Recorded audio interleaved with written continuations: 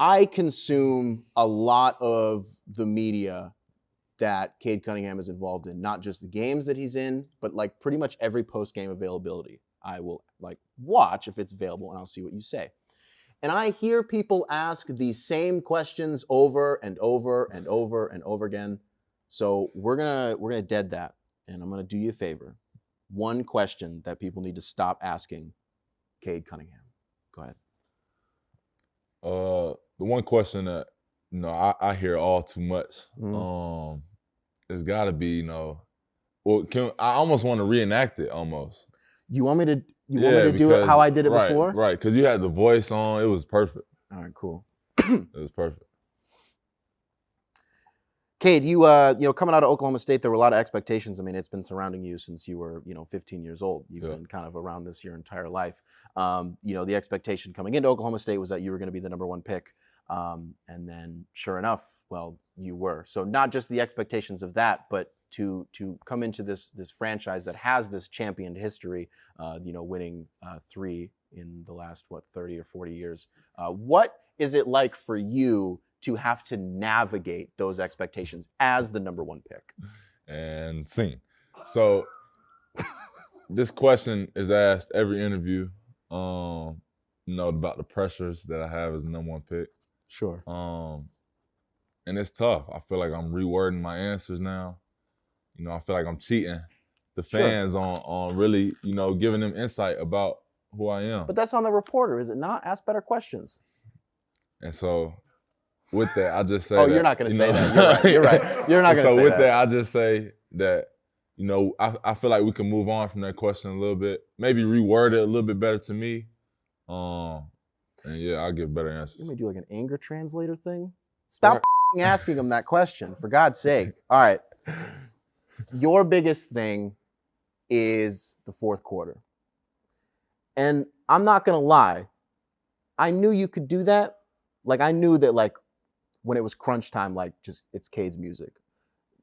The Boston game just the other night, you and Isaiah in the final minute of the game, the SWAT that you guys had. That was like, was it you or more him? It's crazy. I didn't even know. Like, I didn't see him. He was behind me. Mm-hmm. I went, and when I jumped, I knew I could block it. So I blocked it, and it just felt like it was the most boosted block I ever had. Mm-hmm. Like a hand from God. I didn't know where. I'm like, what? And he behind me, he blocking it too. And I landed, I didn't even realize he blocked it until then. Until afterwards. Yeah. Everybody was hyping him up. I'm like, I thought I blocked the shot. And everybody was boosting Isaiah. And I mean, it was a good stop regardless. Oh, it was so great. I was turned up. It was a great win. Yeah, that was a funny play. It was a weird feeling play though. Watching it unfold live was super surreal, especially because of the comeback that had already been happening in that game. But for what it's worth, my tweet that night, immediately after it happened, what'd you tweet? I said, "Cade, Isaiah, SWAT team, let's go." So I gave you both credit for it. Sir. But anyways, where I was going with that is we know when it's the fourth quarter, like that's when you cook, right? If it's not the fourth quarter, I need you to do me a favor. How do we know that Cade's in his bag? Like fill in the, if Cade does this thing, we know he's doing like a heat check. We know he's in his bag. We know he's getting in that mode. What do you do? I'll say I do my little yell at the ground sometimes. It's just natural. I don't know why I do that. Yeah, okay. I'll say that's definitely a sign.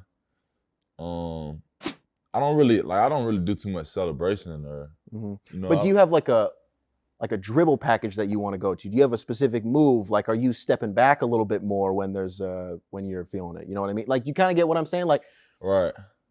You crossed up the MVP.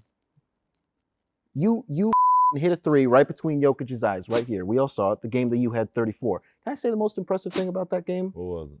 You know how many free throws you had in that game? 0. You know how hard it is to score 30 in this league with 0 free throws? You know how many guys that it's been a bunch of games where I've had 0 free throws. Well, see.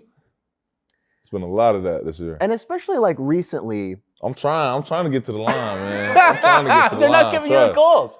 I'm trying to. Do you think okay, you know what? I didn't want to ask this question because I think it's boring, but I have to ask this. because you're an NBA player and you're a rookie, and I haven't heard anybody ask you this yet. Yeah. So, have you had your welcome to the league moment yet? Yeah, I'll probably say the 2 Anthony Davis blocks was probably my moment. Both of them I thought he wasn't gonna get to. Yeah. The layup I had him beat. Sure. Jump shot I thought he was too far back. Sure. And he went and got both. So I'll probably say that. All right, we're gonna wrap up here in just a second. I got 2 more things for you. Okay. Let's do it. 1, are you a hooper or a basketball player? I'm a gamer. No, hooper or basketball player? I'm a gamer, man. I'm a player. I go. Can I tell you what I think you are? Since you What? want to take the diplomatic route, I think you're a basketball player.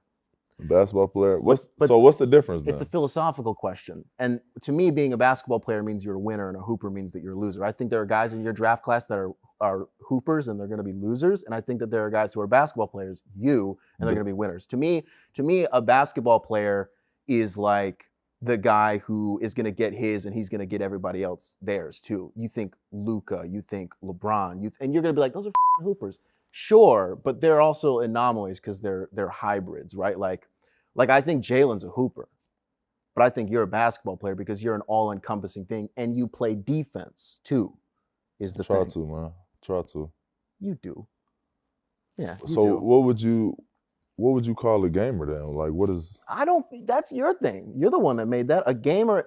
That just, to me, a gamer sounds like you're a game manager as like a quarterback, which usually isn't a good thing if you're called a game manager. So if you're A game manager? if you're a quarterback and somebody goes, he's a game manager, that's a nice way of being like he's a mediocre quarterback. Okay. Yeah. So to me, being a basketball player is the best thing you can be. It's tough to be a game manager in basketball. in the Agreed. NBA. And it's different in basketball. In basketball, it's good. If you can control in that court, I mean, if you managing the court, Yeah. Chris Paul, I'll give Chris Paul his flowers. He's the best Oh, yeah. game manager I've seen so 100%. And he's another one of those hybrids, but I think he's hooper and basketball player. I got